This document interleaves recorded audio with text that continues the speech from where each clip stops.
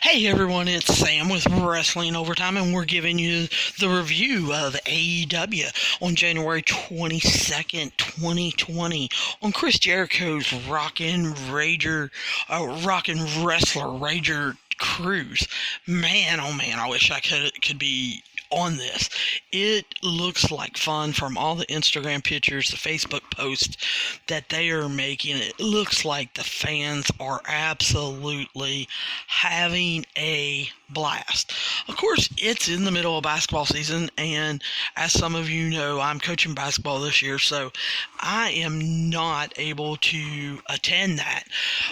It is awful expensive. It looks like it's about $2,000 just to actually get on the cruise. I know that they had some staterooms that were for $800, but it looks like most of the rooms that were available, if you weren't booking it immediately as soon as he announced it, were around $1,500 to $2,500, and that's a little expensive to me, especially, like I said, in the middle of basketball season. But for those of you who either don't like basketball or are not coaching and can go, he has already announced that they will be doing a third cruise next year. I think they said it's going to be February 1st through the 4th. And I encourage you to look at the schedule. The schedule is just unbelievable with the different indie bands that he's got coming. Of course, his own band, Fozzy, headlines. But they've got 2 or 3 different full wrestling cards where, you're going to get 3-4 hours of wrestling. He invited numerous podcasts to come on, and they're doing live podcasts with the different wrestlers. At night, they're doing different panels. He had a panel this year with NWO where not only did they interview them and ask them questions and kind of go over their career or whatever, but they let people on the cruise actually come up with some questions. And of course, there are autographs galore. For those of you that haven't heard, Sammy Guevara is injured and wasn't able to actually perform on the cruise. From what I understand and have been able to piece together from his Twitter and also different articles from AEW and different comments that different people from AEW have made, Sammy Guevara was in a match where he felt like his ankle rolled or got tweaked a little bit. He said it wasn't, anything that he even paid attention to. A couple of days later, he was taking his shoe off. The shoestrings become knotted, and instead of working on it and trying, to untangle the shoestrings, he decided just to pop his shoe off, which is something that I probably would have done. He had his shoes on pretty tight, and he said he really had to pull it to get it off and wiggle it and everything. He said as soon as he pulled real hard on the shoe and it got off his foot, that he heard a popping noise. And again, he said, he felt pain, but that, it kind of settled down and it was something that he could live with. He could walk and everything. He said it was approximately 2 days later that when he actually went to come to the cruise and check in, that he flew in and everything, that he actually, his foot just boom, started swelling up.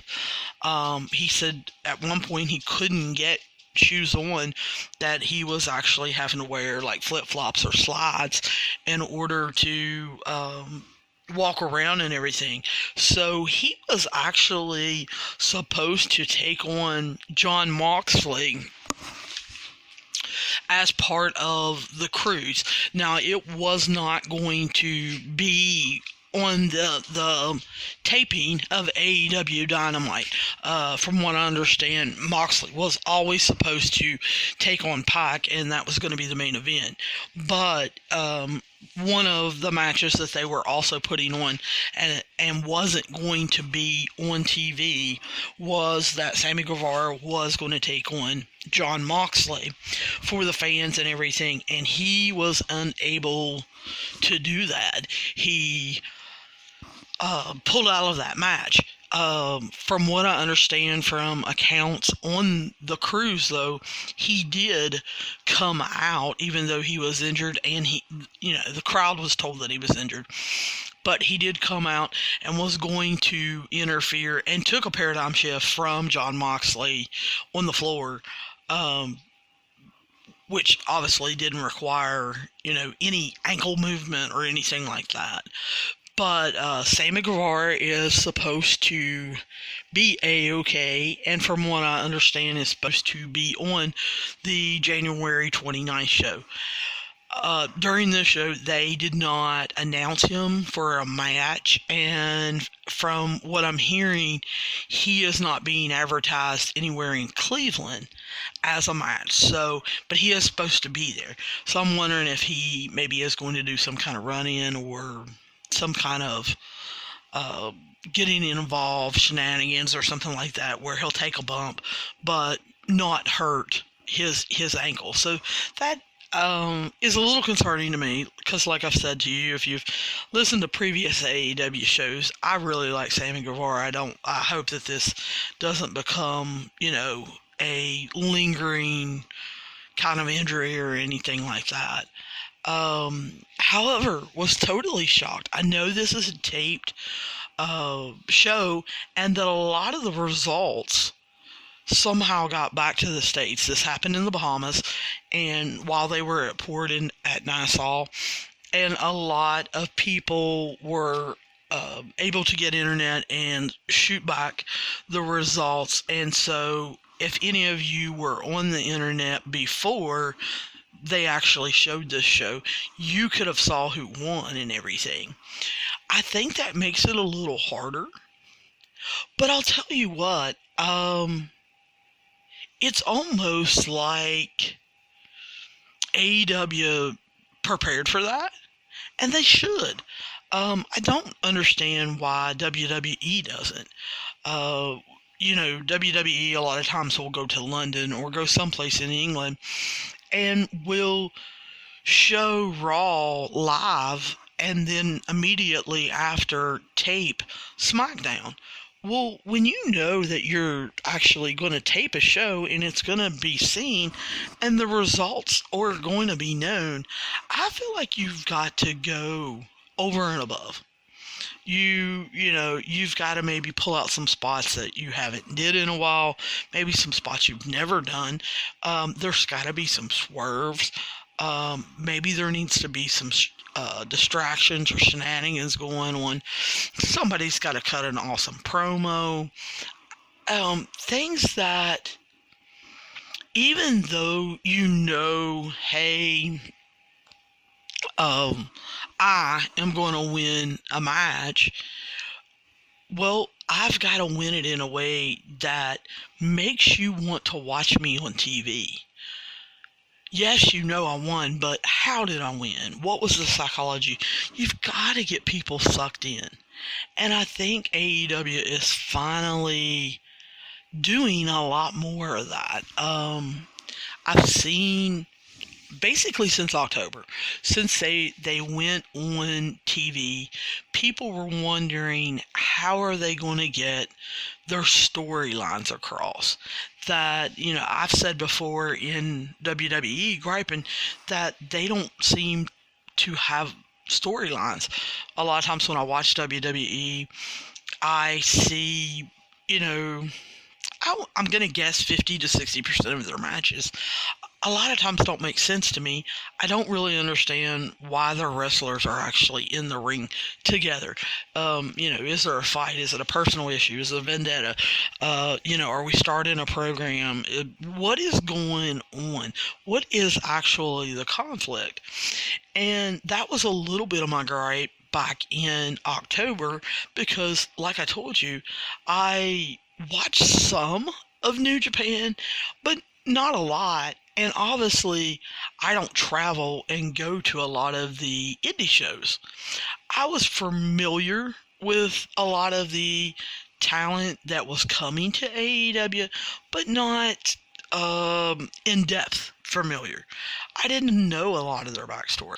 So come October, I was griping because I felt like AEW really needed to introduce people. And I think slowly they heard the fans saying that, and they have really made a point to do that. At first, of course, the Elite was saying, well, we've already introduced these people on Being Elite. Well, I watch WWF, I watch AEW, I watch some of Impact. I tape it every week, and depending on what the match is or what the storyline is, I may watch a full match, or I may hit, the 30-second fast forward every once in a while when it's getting boring or whatever. But I basically try to watch Impact. I try to watch Ring of Honor, and like I said, fast forward through some of it. But I really kind of try to keep up what's going on. I was keeping up with some of the main stars, Okada and Tanahashi and Naito and some of those in New Japan, but with them being taken off Access TV, it really makes it hard. So I have been mostly reading articles about it and everything because I don't really want to get on Fight TV and have another streaming network that I'm going to pay for. So it's really hurting, I feel like, New Japan here in America with not, getting involved in a major TV deal or doing some kind of partnership with someone. Although, of course, we're hearing that they are, going to start a partnership. So I enjoy that. But the thing is, when you have a job and you're doing extra in your community, or you're chasing your kids, or you're running them here and there and yonder, or, maybe you've got older members of your family you're taking care of, or maybe you, every once in a while, want to watch something other than wrestling. Yeah, I know, real shocker. But, sometimes you do. Sometimes you want to watch, some stupid show. You want to watch a Netflix series. You want to watch reality TV. Or some people like to keep up with the news and know what's going on, even though it's right now looking like total chaos. But that's the thing. I don't feel like I have enough time to really watch Being the Elite or anything on WWE Network. I would like to eventually start reviewing some of that, and maybe, after basketball season, maybe I will do that. Maybe I will pick up and, maybe once a month do a review of the previous month's Being the Elite, and the previous month's maybe Table of Three on WWE or Ride Along or something like that. I don't know, but right now I just can't fit it into the schedule. So me watching Being the Elite to actually get a lot of the storylines, it's hard. And I'm just going to be honest with you. I started out watching AE Dark, and I was a big fan of it, on Tuesday nights, especially after I attended, I think it was AEW's 4th or 5th live show in Charleston. I was really excited about AEW Dark. Going to be real honest with you, the last 2-3 weeks, I haven't watched it. I see the preview for the matches and I'm like, yeah, I don't want to see that. Those are, kind of throwaway matches now. Before, I felt like they were introducing talent. They were trying to tell a story.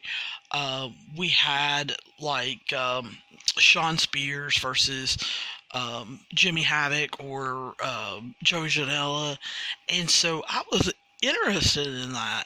Or they introduced, I believe Nyla Rose the first time I think wrestled on AEW Dark, and she didn't wrestle someone that I knew, but I kind of wanted to know a little bit about her, and so I watched it. It turned out to be a pretty good match. They were having Darby Allin on there, and of course I follow him. But now it's either someone they're trying to bring up new versus a jobber, or it's just two jobbers. And again, I just don't feel like it's worth my time. So I really think that if AEW is going to get into storylines, they have to tell them on the show. And I think that they're starting to realize that. Love that TNN is, or TNT, went ahead and gave him an extension, is talking about a second show. And so I'm excited. I don't want them to just take what they're putting now on AEW Dark and show it with some behind the scenes stuff. I'm not going to be interested in that. However, if they do create a show with behind the scenes stuff, with interviews, with following wrestlers around, maybe showing a match or two, if it's a decent match, then I will probably tune into their second show. But if it's just going to be AEW Dark, it's going to be a hit or miss, and it's going to get fast forwarded through. It really is, because AEW Dark, like I said, is just, to me, has went downhill. But, let's kind of get into the show. I know you guys don't want to hear me kind of give my synopsis of what is going on in AEW. AEW, like I said, they were taped, but they started off with a bang. I mean, they showed the three amigos. They showed Tony and JR and Excalibur, and I mean, they immediately basically went to the match. Hangman Page and Kenny Omega versus SCU, and it was for the tag team title championships, and it wasn't a throwaway match. Like I said, a lot of times when you get tape delay, it's just a run-of-the-mill match, and it's nothing big or anything. But I feel like when you get Omega and Page versus SCU, you can't help but have kind of a big match feel, because these are for pretty much superstars in the ring together. I enjoy basically the boat setting. Yeah, I know they made a big deal about the wind blowing. You could see that the wind was blowing, but I feel like AEW set this up really nice. It was a smaller, more intimate setting, and JR said that. But I mean, I thought that it really was nice production. I thought their camera angles were really well. I thought how they set up the stage was well. How they explained that you don't have a lot of room from the, ring to the barriers to the crowd.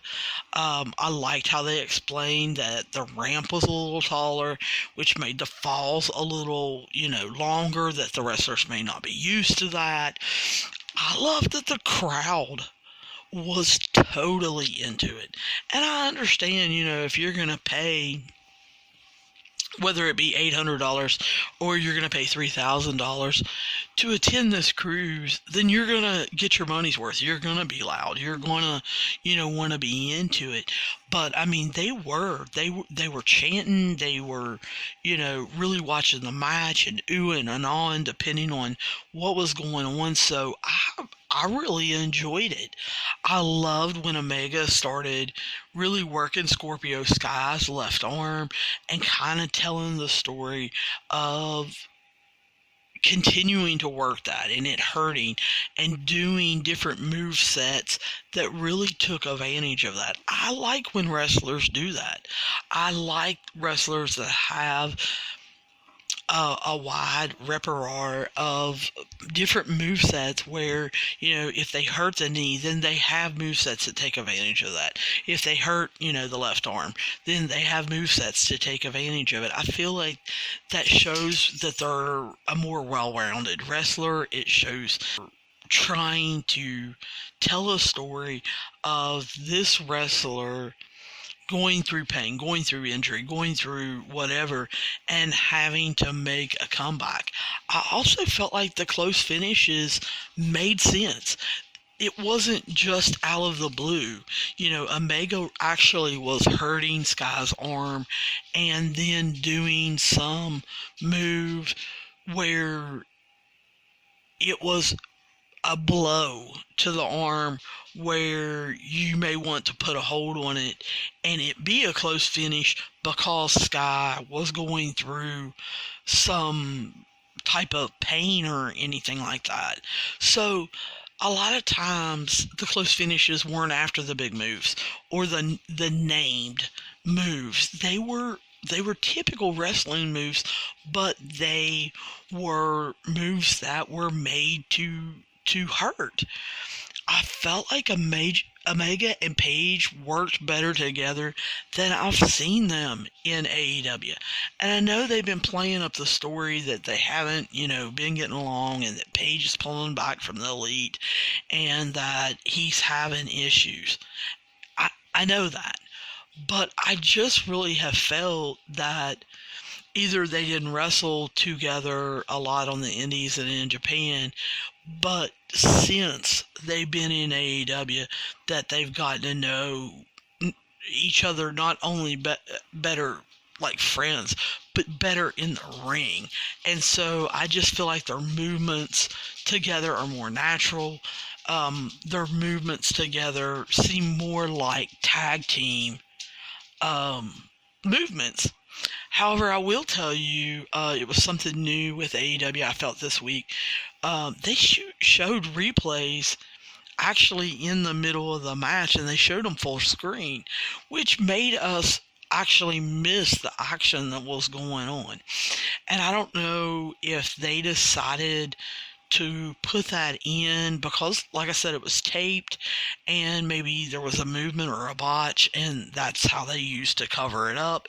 If so, that was smart, but it did kind of get on my nerves. I didn't, the replay that they showed full screen, I was like, I don't really need to see that. I want to see the action. So I wanted to know what was going on.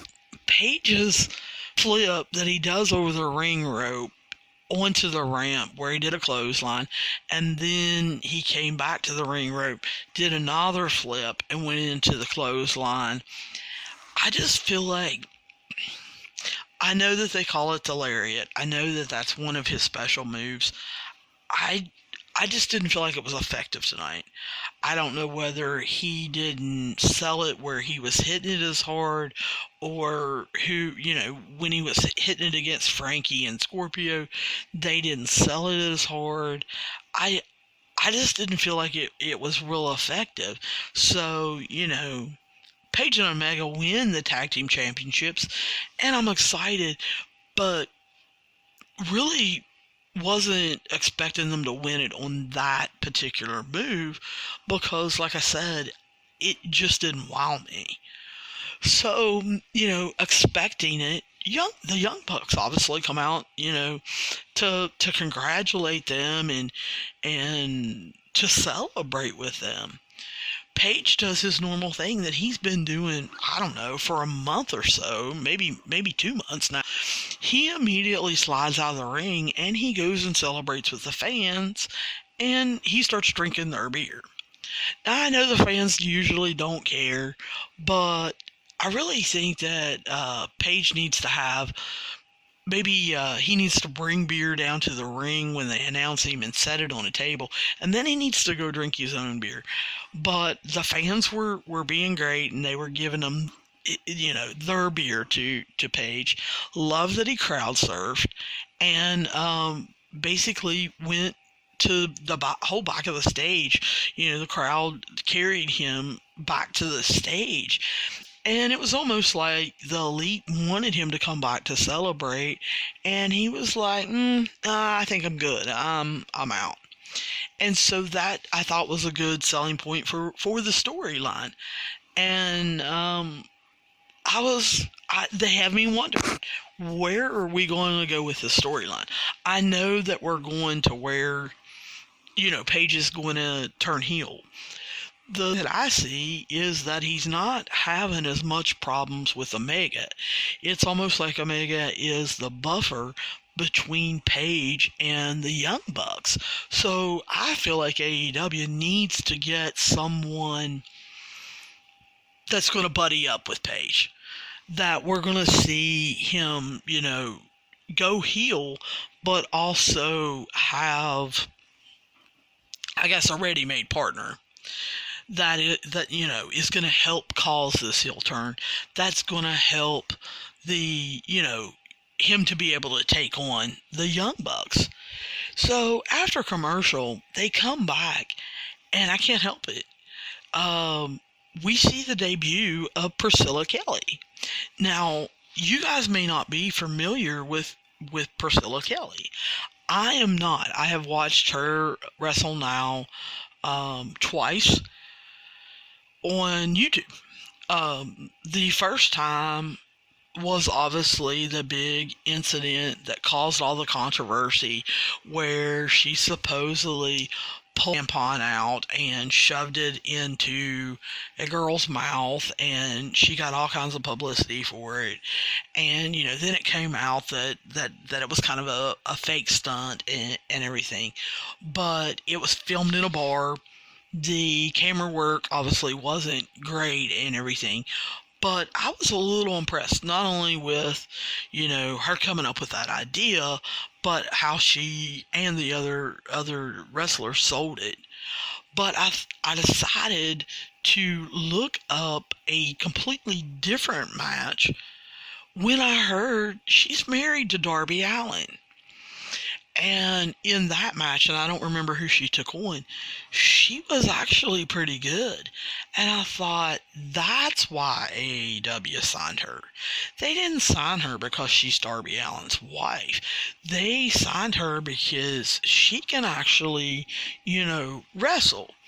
When I was researching her, I did see where, she gave almost a mini interview where she wasn't used to television.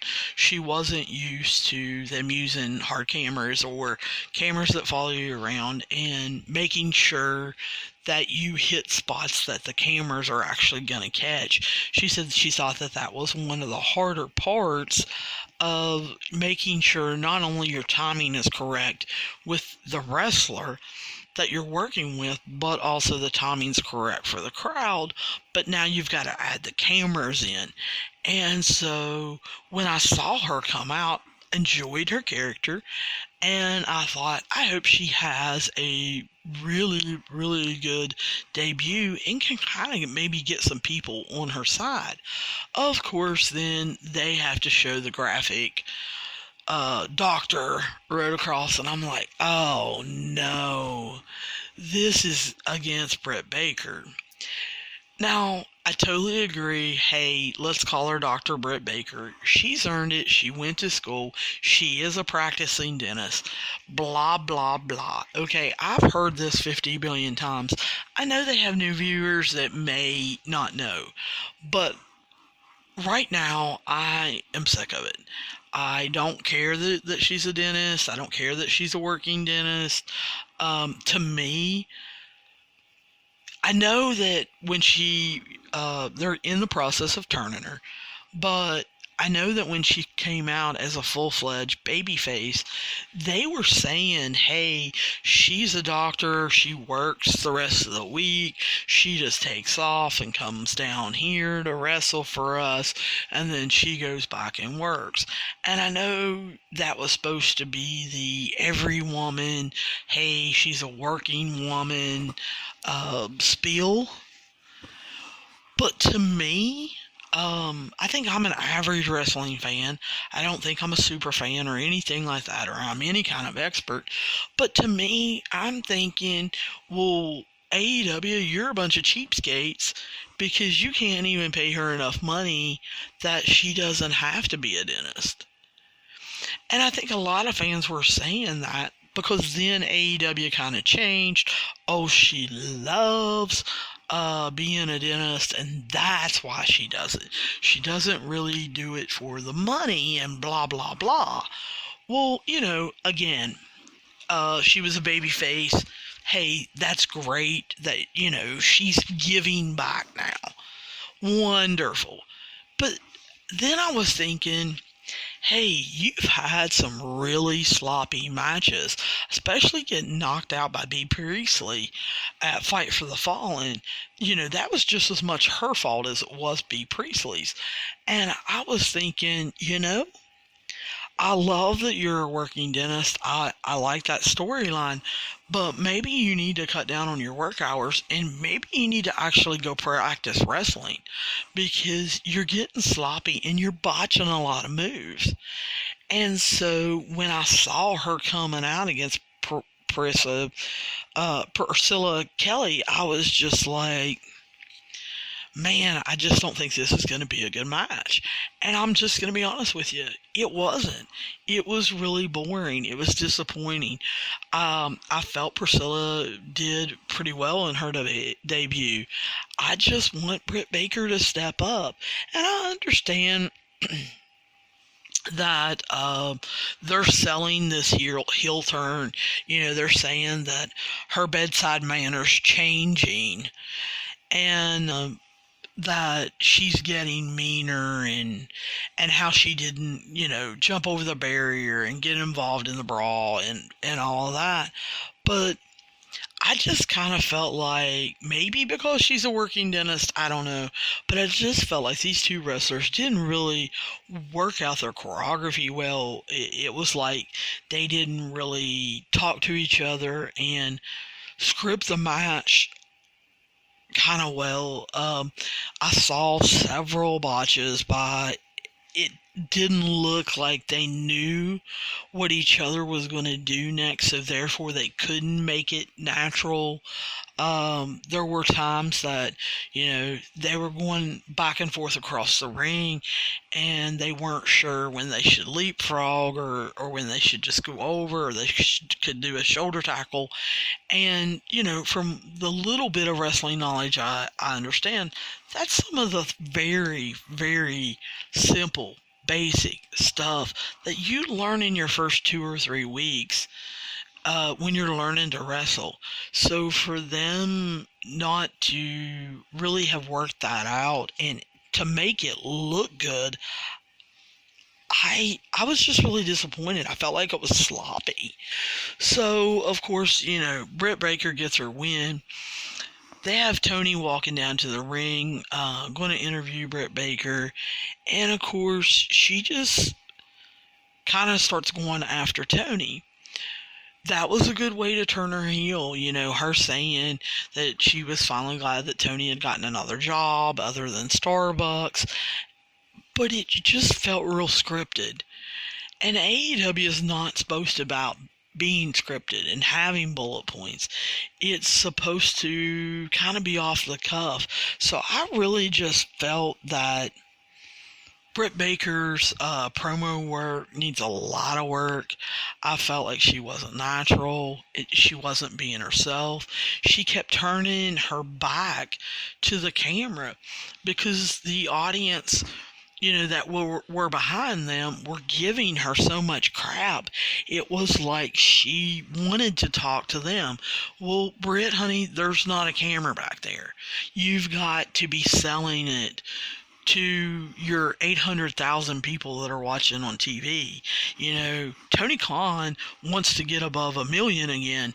You need to talk to us that are on TV. She started stumbling over words, and she, like I said, it was almost like she either had bullet points or she had a script. She couldn't remember it, or she didn't know how to string the words together for the bullet points to make it make sense. So luckily, I felt like JR saved her. He kind of interrupted and he just threw it into commercial.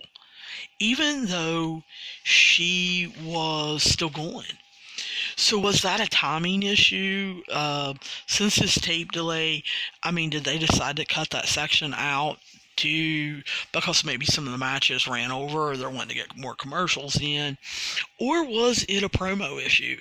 Was when they taped that it was so bad that they had to cut that part out? I don't know. I would be interested in, kind of seeing that. They came back from commercial and they started showing us, the Jericho Jungle Boy angle, and, Jungle Boy lasting actual 10 minutes into the match with Jericho thinking that Jungle Boy had gave up, when in all reality he had beaten the clock.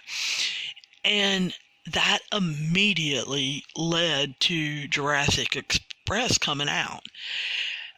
I like that. I like that they're showing flashbacks with the storyline. They're very short, they're to the point, and they tell the story, and then they get out and boom, who they have talked about is actually in the ring.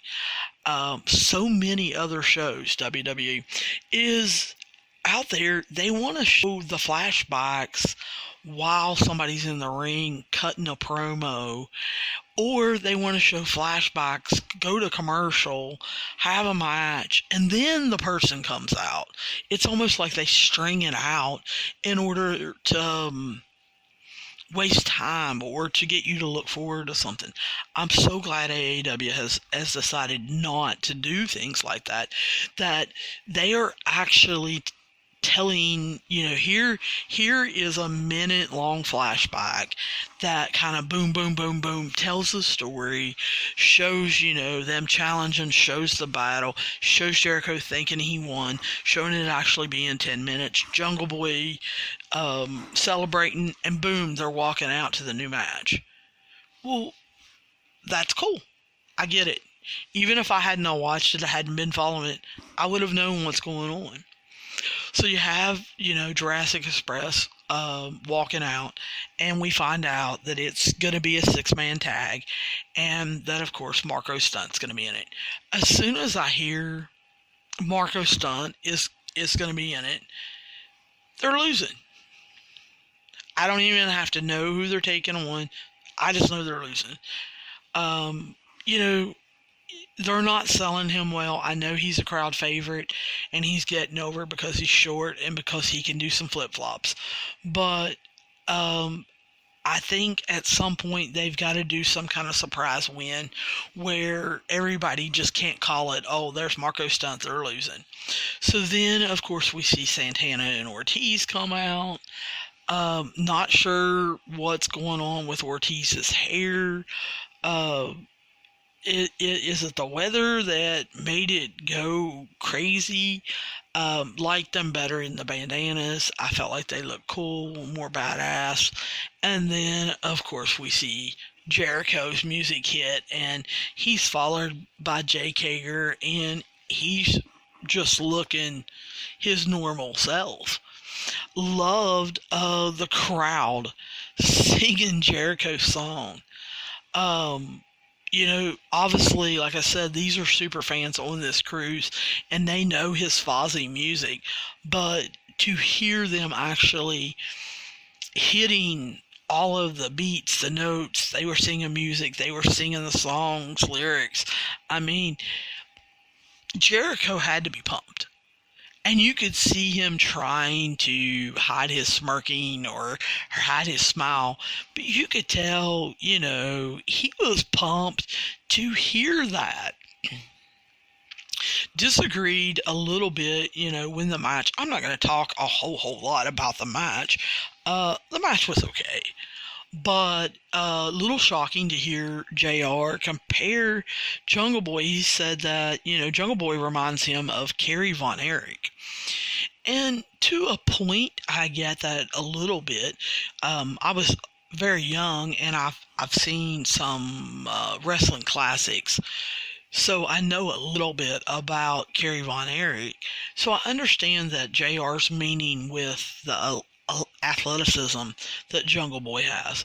But Kerry Von Erich was, way more taller, way more muscular than Jungle Boy and could do some power stuff, but also was athletic. So I thought JR was reaching there a little bit. I felt, Von Erich obviously was more polished. He had been brought up in a wrestling family. With him wrestling so much down there in Texas, I just felt like that was a weird kind of out of the blue kind of comparison. And then I want to kind of talk about, I've seen Jericho. I've been watching all the AEW, and people are making fun of Jericho's body and him being a dad bod. And I guess when he went to Japan, they were a little shocked at Jericho's. Basically, he's got a bubbly belly. He has been drinking a lot of the bubbly, and he does look a little bloated. But Jericho has explained that on his podcast that that's the look he wants for his heel. That is the look he's going for. He feels like back in the 70s and 80s that heels were a little chunkier, a little more dad body like. And he basically said, hey, I am 47 years old. I do have kids. I am trying to spend as much time with them, but also being out seeing you, the fans. And so I haven't been hitting the gym quite as much. I haven't been watching what I eat quite as much. That's cool with me. It is a little shocking when you're used to Jericho not looking like that. But like you said, he is getting a little older. And I'm going to be honest with you. When I'm 47 years old, I hope that I have that energy, that athleticism, that I can do moonsaults. I can, do some of the stuff that he is doing. I don't think that his repertoire in the wrestling ring has slowed down one bit. I think he's adding moves instead of subtracting them because he can't do them anymore. They finally, of course, tag Luchasaurus in, and he basically just cleans the house. He's doing a headbutt with his horns and everything. But Jake Hager has to get involved and just kind of distract him. And then he hauls off and hits him. But as Luchasaurus is going out of the ring, stupid Marco Stunt hits him, which causes him to tag in. And we see Luchasaurus and Jake Hager basically just going up the ramp, laying down shots on each other, and heading backstage. I wanted to know more about that, because I think that's the match they need to be selling. I think, that's where we're going with this. We're going to be seeing Luchasaurus and Jake Hager after Jake Hager's last fight in MMA. So I kind of wanted the camera to follow that. I did enjoy Marco hitting the 450 against Jericho, but we all knew Marco doesn't have any strength. Jericho obviously has the weight and the strength and the years of experience and the cunning. So he just basically gets him into position where he can hit the Judas effect, and it is all downhill after that. So then they flash back to Cody and MJF. Again, I like how they did that. Some other shows would have started from the beginning and how they were close friends and how, MJ sucked up and blah, blah, blah. AEW likes to keep them kind of tight, I guess. Their flashbacks are very tight and they are showing very specific things. So this was a fast flashback. It showed the stipulations that MJF was naming, it showed him in writing, and it showed Cody accepting him. They had hard pounding fast music, and it was just really put together well. And like I said, there were 3 stipulations. It was MJF saying the stipulation, the crowd reacting, them showing the writing of the stipulation, and then Cody saying, I don't like this, blah blah blah blah, but I accept. It was just like boom, boom, boom. Then, of course, right after the flashback, MJF is walking out, and they are explaining Wardlow is not with him, he's training, and they show MJF just basically playing the heel to the hilt,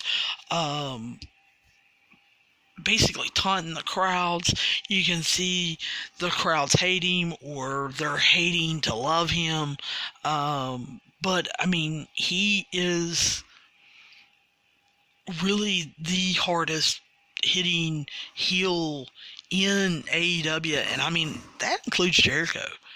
And Jericho is awesome. But I think MJF, he has got so much talent at 23 years old, and I think he is really the top heel in AEW, and maybe because he's fighting against Cody. But, I like Joey Janela coming back. They did not show a flashback. A lot of companies would have showed a flashback. They didn't. They just let the announcers tell the story that, Penelope Ford is his old girlfriend. He's been having issues. She's now dating Kip Sabian, and they've been interfering, and they just kind of boom. Let that one lie, and just go on about it.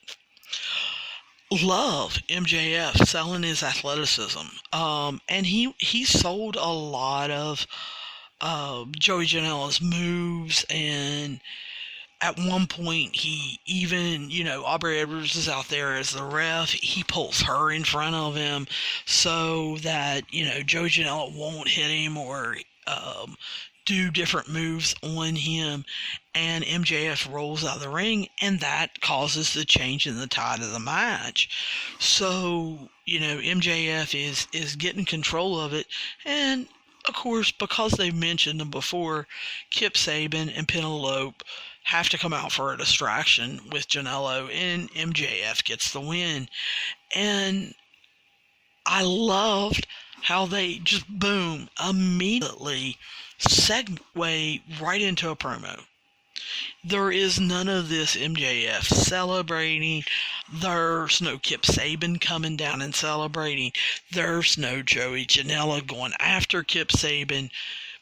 No, they're keeping the story on the storyline. So MJF just is basically like, give me a mic. And he just starts talking to Cody right in the camera and says, hey, last week you said that I was going to be a chapter in your book. Well, I want to thank you for that, because I'm going to be the last chapter in your book. And of course, Cody has to come out. And like I said, they're keeping the pacing of this really well, because MJF immediately is going crazy, telling Cody, you better stop, you can't touch me, if you touch me, this is all off. It is great promo work, and the faces that Cody is making while listening to MJF and everything, and watching MJF, drop the mic and Cody having to pick it up as MJF kicks it away. You can see the tension and the animosity between them, and Cody just agrees, I can't touch you. But the Young Bucks can, and the Young Bucks have snuck out, and of course they have a super kick party, and they, using the cruise and reminding people, hey, we're on the cruise. The cruise is also going to be next year. They just pick him up and throw him in the pool. Love it that the crowd starts chanting, MJF can't swim. Love that, And so they go to commercial and come back, and love that now AEW is doing promos. they're letting Tony do either tape promos or doing live promos in the ring or whatever. But Tony's interviewing Hangman Page and Omega. They've got drinks, they're celebrating, they've got the belts with them, and Page starts talking about the belts and how this is a big deal. Well, he's cut off by Tony, and you can see his reaction that, hey, wait a minute, I wasn't done talking about how I hit the lariat on both people and I basically won the match. And Tony just is borderline rude, and Page reacts. And you can see Tony doesn't talk about the tag team titles with Omega. He just immediately brings up the rubber match with Pac. And, of course, Omega plays into that. Kenny starts talking about, hey, he's going to get his rubber match, but these tag team titles are important to me, and we're going to have to fit it in there. And, of course, you see Page rolling his eyes. At first, I thought he was rolling his eyes at what Kenny was saying, but we see the Young Bucks come out, and Kenny thanks them for, coming out and celebrating with them, and you can see Page's acting really comes into play because he has the facial looks of I'm a smart aleck. And so he basically says, I'm surprised we won it before you guys did. I thought you guys were the best tag team, in the world. And then Page basically says, I'm out of here. He takes his drink and leaves, and you can see how deflated the Young Bucks are that he made that comment, and then he takes off. And we're wondering, is the Elite being splintered? Paige has already said, hey, I need to back off and think. But the more and more that they're showing him at the bar drinking, that they're showing him at ringside drinking, he's carrying a drink here.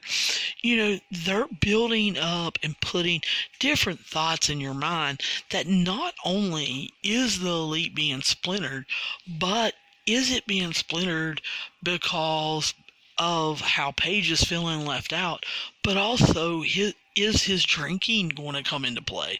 So I was excited about that. I love, and WWE, if you are listening, please listen real hard to my next statement. I love how AEW plans their storylines, and they know where they're going. You know that they're not rewriting things at the last minute unless someone's hurt. So they give us a preview next week. They start telling us, hey, you need to look forward to Cleveland, Ohio next week, because we're going to have Jericho with Santana and Ortiz, and we're going to have another 6-man tag team match.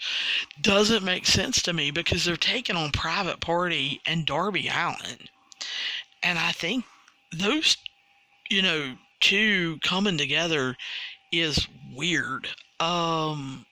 It doesn't look like it fits.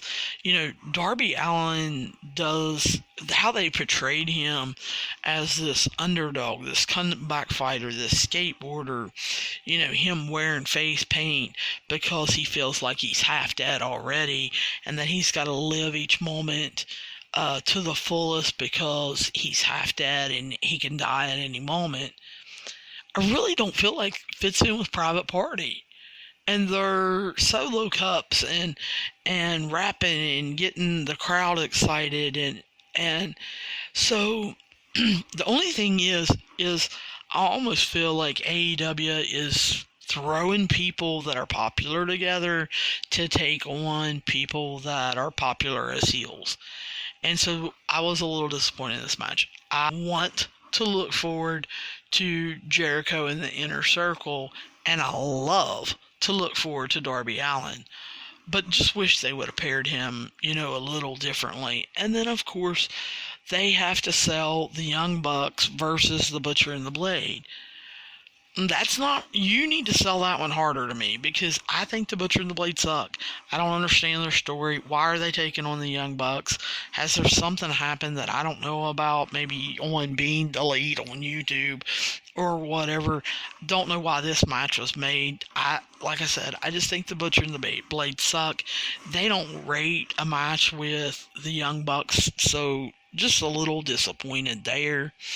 And then we come up with Kip Sabian versus, Cody, and Cody's going to have Arn Anderson in his corner, and Penelope Forbes is going to be in Kip Sabian's corner. So where are we going with this? Yes, I know Kip basically helped Cody this week beat Joey Janela, but is that why they're fighting next week? Or are we just doing a get back where, Kip Sabian's going to be beating Cody because Penelope has interfered and Arn Anderson's had to take care of her, and then Joey Janela is going to come out and distract Kip Sabian so that Cody gets the win? Is it going to be payback? If it is, I don't want to see that. AEW, that's stooping kind of low if that's what you're planning on doing.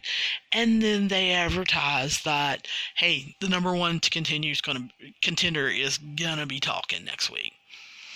Well, great segue, because they're bringing up the main event.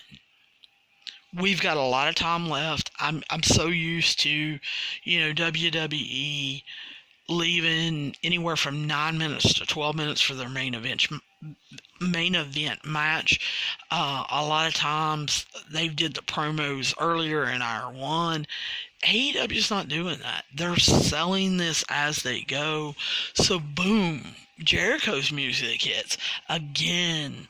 The crowd is singing along, and he's giving his typical cocky smile, and he brings it up to JR and Excalibur. Can you hear them?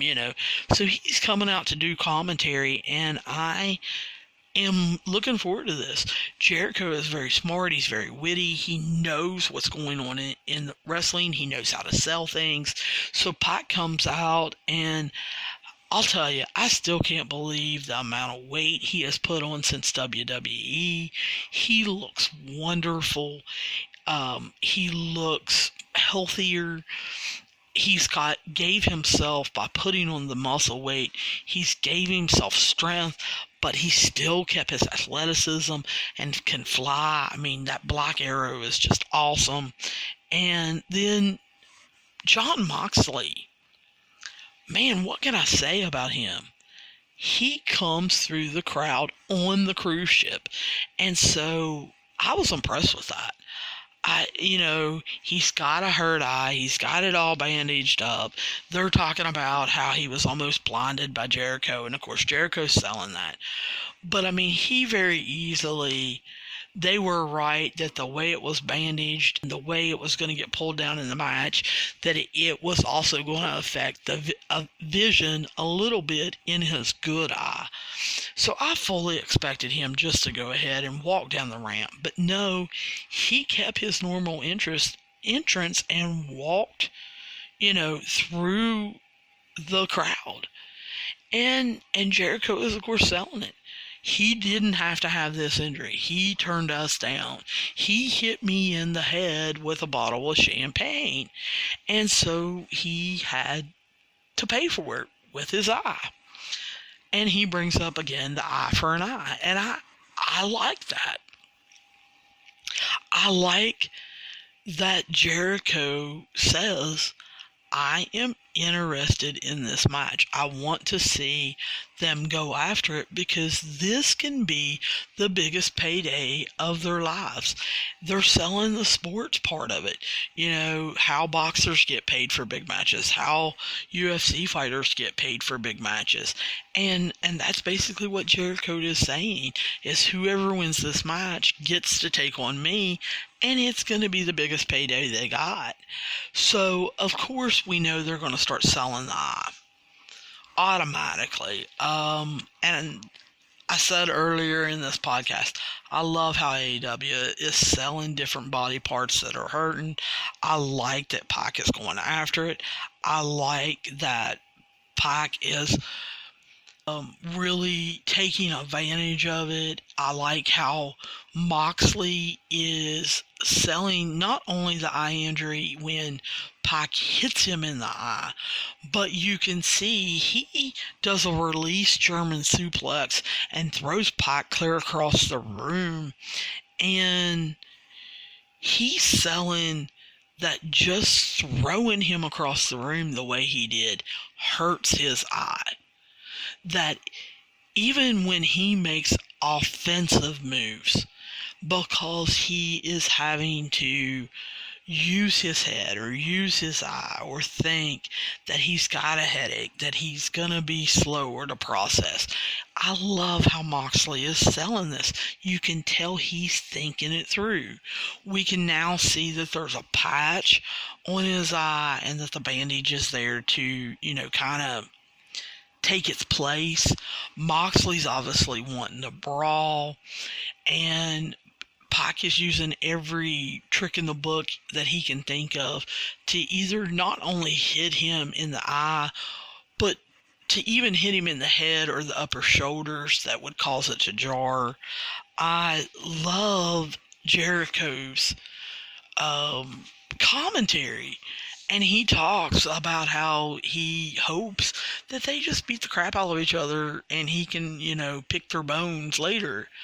Of course, really enjoyed that throughout the match you can start seeing blood coming from the bandages. And it starts making you wonder, should he be wrestling? Is the blood going to cause problems? And when Moxley gets his bandage kind of pulled down a little bit, I was like, well, this is coming off. It's an ace bandage. It's coming off. But he hits the double underhook DDT, which is the paradigm shift. I can't believe they're not selling that as no one kicking out of that. That it's so awesome that he has come up with this and that no one is kicking out of it. But Pac kicks out of it, and so I was a little surprised. I've seen other people kick out of it, and I was just like, this needs to be the ending maneuver, and only the top of the top, the cream of the crop, should be kicking out of that. And Pac is not, they're not having people kick out of the Judas effect when Jericho does it. They're not having many people kick out of the one-winged angel when Omega does it. They need to do the same thing for Moxley. So, then we see Pac eventually taking Moxley's bandage off, which just, sends Moxley up another level, and he hits the paradigm shift. And it's all over. And of course he celebrates it. Now I'm the number one contender, and they basically go off the air. But I was really thinking, hey, the Inner Circle, especially with Jericho being right there at ringside, I thought that there would be some kind of confrontation. But AEW really reined themselves in and didn't have that. They didn't have AEW, TV. Maybe they did after the match for the people on the cruise, but on TV, it didn't have to come to that.